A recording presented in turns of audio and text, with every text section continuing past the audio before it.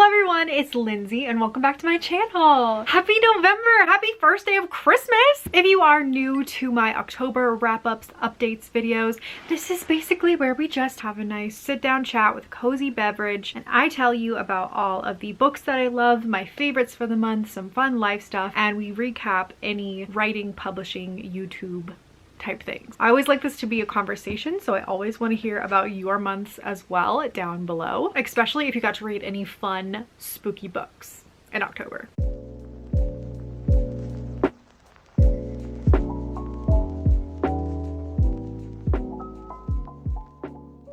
October finally chilled down a bit for me after the madness of August and September, which was my release month. I had way more time to focus on things like writing and like doing school events and things like that. So we'll get to talk about that later. And of course, I read some really good books and did some fun things. So let's go ahead and dive right in. I kind of feel like switching up the order of how I usually go about things. This month, let's start with some reading.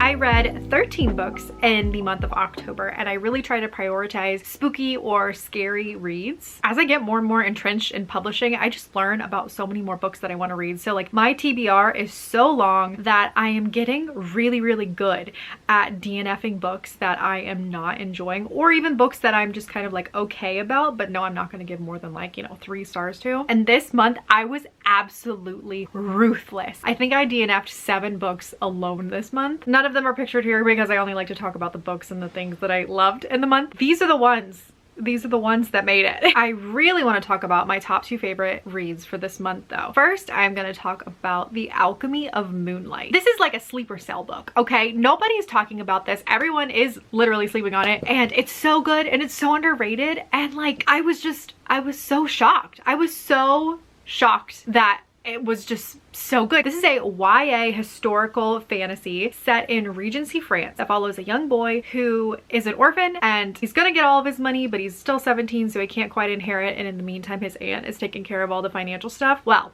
drama. She finds out he's gay and she's like, no baby, no, I'm gonna put you in a mental institution, and he's like, no thanks, peacing out. So he runs away to the countryside and is like, I'm gonna pretend to be a footman until I come of age, and then I'll come back and be like on my aunt. So he goes undercover and pretends to be a footman in this country manor, and he makes friends with the 2 teens that are there, kind of gets entrenched in this little juicy love triangle happening, but he discovers that there are dark secrets in this family. There's also like bodies that start appearing on the manor grounds, and it just turns into such a delicious and beautiful and like gothic feeling, cold night, cozy fire murder mystery. I guess I should also point out this has like kind of a werewolf undertone to it, and I feel like that's either going to really turn some people off or really get others excited. And I will say this is like diet werewolf. It's very light on the paranormal wolfy bits. The story is much more focused on the murder mystery, uncovering the clues, finding the bodies, and also the romance. And I would say like third in line would be the wolfy things. But this was so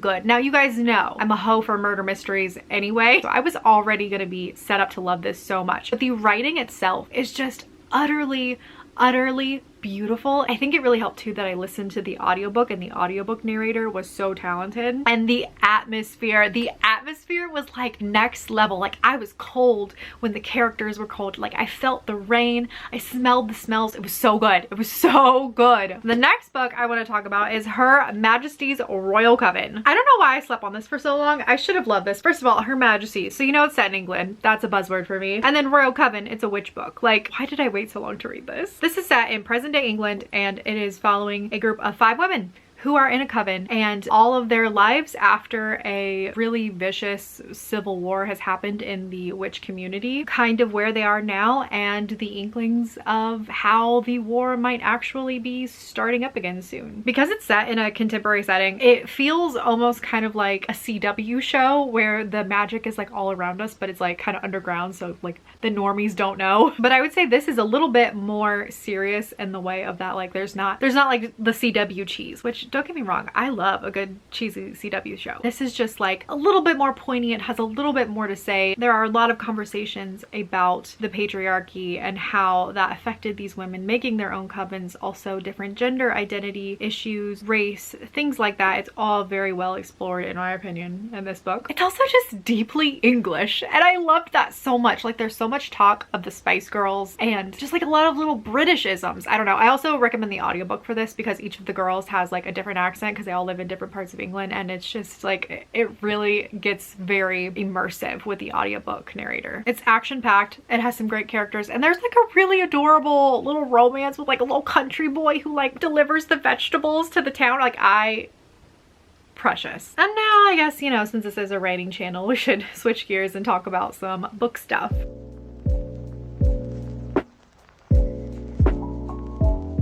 I would say that October was my perfect example of a good writing month where I have mainly time just to be writing on my own and just a few little outside sprinklings of events to do, but it's not overwhelming and it's just like really me back in my writer cave. And by writer cave, I mean actually sitting out on my back patio. It was so gorgeous. I took so many shots and pictures of the leaves changing back in the woods, and it was the perfect atmosphere to be writing a spooky middle grade horror book. A definite favorite for this month was my new portable laptop riser. This has completely changed the game for me. It folds down nice and flat so I can easily slip it in my book bag, so when I go write at coffee shops or cafes, I can just take it with me and pop it up and I'm good to go. Neck aligned. But when I was leaving the house this month, I had a really great time. So I got to crash some local Authortuber friends' writing retreat. They got this cute little Victorian witchy manor house in Chillicothe, Ohio, which is about an hour and a half drive from me. But I had a wonderful time meeting all of these ladies in person. It was so funny because when I got there and we were just all like hanging out around the dining table, I felt like we were already friends and we all knew each other because we had been watching each other's videos for like years. So like there was no period of like awkward introductions or anything. I was just like, oh, I know you. I know everything about you. And then my other big writing event for this month was that I got to do a cute little like in classroom book club with a local school district. This middle school that I did the event with has a bi-monthly book club, and they chose The Glass Witch as their September-October read, which is wild.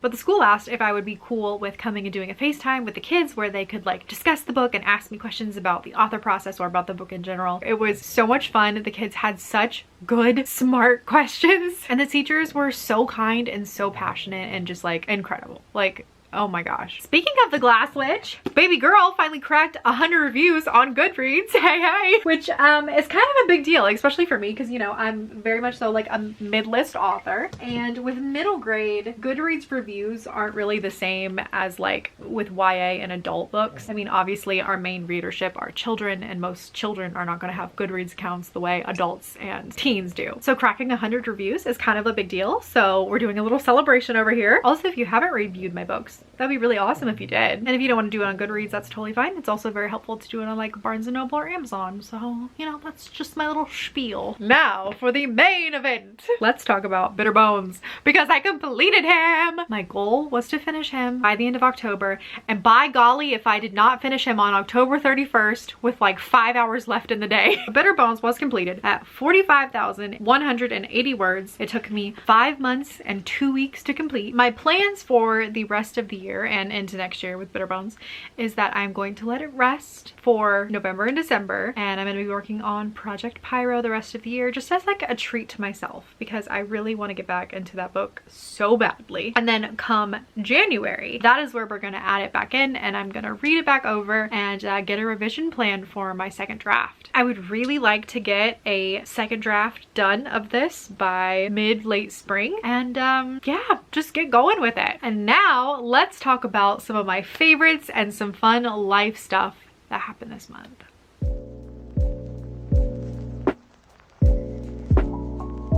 I'm not a big TV movie person, but in October I always am because all of my favorite movies just happen to be Halloween movies. So I feel like I spent more time in front of the TV this month than I do all year. I always try to find a couple new shows to watch as well, and one of them was a major hit for me, and that is The Fall of the House of Usher on Netflix. This was made by the same director who did Hill House quite a few years ago, and I think this one is actually my favorite since Hill House. If I had to put them in order, I guess it would be like Hill House, House of the Fall of Usher, Bly Manor, Midnight, the Midnight Club, or the night, whatever it is with the teens with cancer, and then Midnight Mass. This one follows a family that are extremely rich. They are like a big pharmaceutical company. They're all absolutely terrible people. And so you're slowly watching the fall of this mega billion-dollar family corporation, and it's just, woo! So good. It's really unique too because it's taking each of Edgar Allan Poe's stories or poems, and each episode is kind of like based around the plot of each poem or short story. And it was really cool to see how little Easter eggs and things like that were incorporated into each episode. But this works so well for me mainly because I love a big,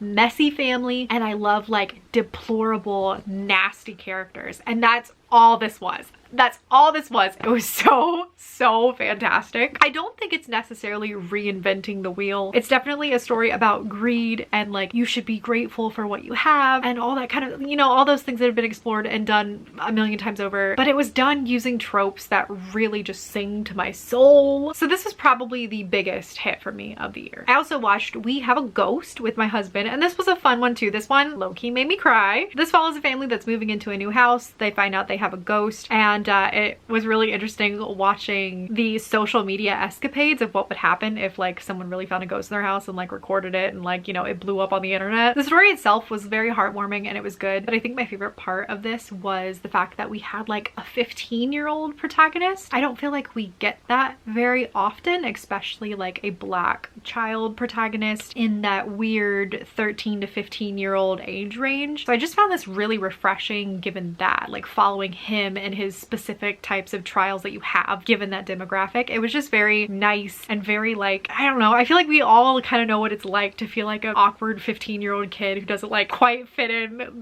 with their family, and like, I don't know, it's just it was really heartwarming. I finally caught up with the rest of the world and watched Barbie. It took me forever. This was what it was. I respect what this did and I understand why people love it. It's not for me. I still had a good time. I'm glad I watched it. I like just looking at Margot Robbie. There were quite a few times when I laughed out loud, and I'm glad it just exists in general. Now I want to switch gears a little bit and talk about a food favorite that I had for this month. Why did no one tell me things like apple cider floats exist? I don't know how I didn't think about this or how I spent almost 30 years of my life not knowing these exist, but they are so good. So good. I actually made one in a recent vlog, so you can go watch that. But like the ice cream, sweet, creamy, apple cider, it's like tart, sour, and mixing them together, pouring a little caramel on top. It's so good. I definitely feel like those are going to become a staple for me to revisit every year. Another fun little favorite for this month was my Halloween costume. Me and my husband went as each other for Halloween, and I mean, I thought it was brilliant. We put this outfit together in like 2 hours because we did not have time to get costumes this year, and we were invited to a last-minute Halloween party, and I'm just so proud of us for this. I think it was so creative and it was so fun, and was definitely a crowd pleaser. And then last but not least, another favorite for the month, the only, yes, only Squishmallow I got this month is Alva, and she's a coffin. Since I've been getting so many, I figured it was time to get like a trading card binder and start keeping all of their tags in here. And this was honestly such a good idea. And I've got them all organized by like regular, special edition, Halloween, and Christmassy ones. Of course, all my Christmas ones are still in storage. So when I get them out this year, I'm sure this will be all filled up, but revolutionary. You guys ask me all the time, like, what do I do with all my Squishmallows? Where do I keep them? And like, valid question. I have them literally everywhere, mainly on shelves. They live on both my adult and children's bookshelves. And then I have a large shelf that goes across the whole far wall of my bedroom. And then all the seasonal ones I like to decorate the house with. So like right now I have all of my harvesty fall Thanksgiving ones out and about. So tell me about your October. Did you do anything fun for Halloween? Did you go to any parties? Did you dress up as anything? Are you guys prepping? preparing for NaNoWriMo. I'm guessing Nano's already started by the time this goes up, but like, man, it's Nano season already. Let me know if you are participating. Let me know how your NaNoWriMos are going in the comments down below. As always, the Glass Witch and the odds are available for order. Links are down below. Thank you guys so much for watching. Don't forget to like and subscribe, and I will see you in the next one. Bye!